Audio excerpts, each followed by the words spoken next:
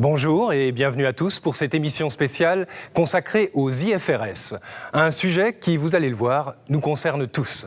Experts comptables et collaborateurs, pouvoirs publics, chefs d'entreprise, journalistes et plus largement encore, acteurs économiques et financiers.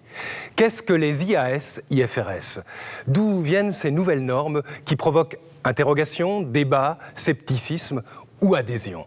En quoi correspondent-elles à une véritable révolution culturelle pour nous tous qui sommes habitués à la rationalité de nos pratiques comptables?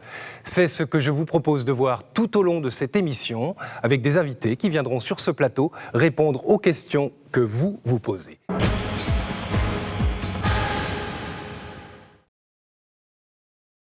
On va attaquer maintenant la partie sans doute la plus technique de notre émission et parler du contenu des IFRS. Je voudrais vous poser une question de néophyte.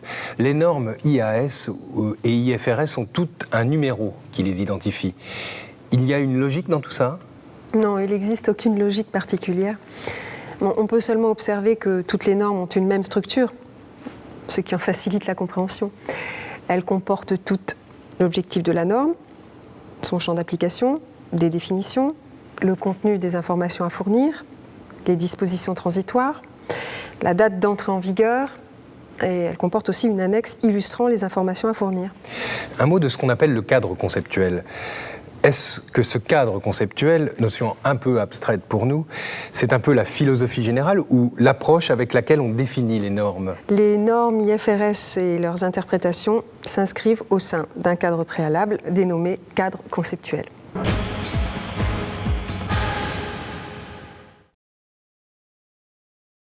Nous allons maintenant nous intéresser aux conséquences de l'arrivée des normes IFRS dans les cabinets d'expertise comptable. Bonjour messieurs. Bonjour.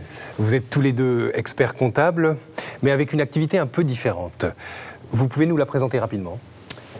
Eh bien, mon cabinet, disons de moyenne importance, est situé dans le centre de la France. Alors, si je me suis intéressé aux IFRS, c'est que tout simplement, j'ai dans mon portefeuille client une société française cotée qui doit présenter ses comptes dès cette année en IFRS et une filiale d'un groupe étranger coté. Et vous, monsieur Duval ? Alors moi, je dirige un petit cabinet d'expertise comptable situé en région parisienne. Et moi aussi, je me suis intéressé aux IFRS, mais c'est plutôt pour me préparer et me former à titre personnel, car je n'ai pas de société cotée dans mes clients. Je trouve que si on veut rester concurrentiel, il est important de se tenir au courant de toutes les évolutions de la profession, et celle-ci en est une très très importante.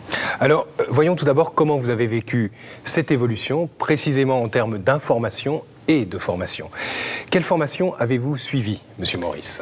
Alors très vite, j'ai pris la décision de me former parce que je voulais être opérationnel pour accompagner mes clients.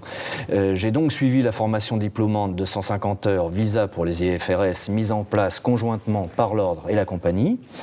Parallèlement à cela, je me tiens au courant des actualités des normes pour m'informer des évolutions, des discussions, des nouvelles normes publiées. Et je suis en particulier abonné à VigiPCL. Et enfin, dans le cadre du réseau de confrères auquel j'appartiens, j'ai mis en place un club IFRS et un forum pour nous permettre de partager savoir-faire et expérience. Concernant cette formation Visa pour les IFRS, nous avons préparé un résumé image de ses objectifs. Formation diplômante 150 heures, Visa pour les IFRS. Ce programme aborde le sujet à deux niveaux. D'une part, les impératifs et les enjeux de la transition à court terme. D'autre part, l'application quotidienne des normes internationales sur un plus long terme.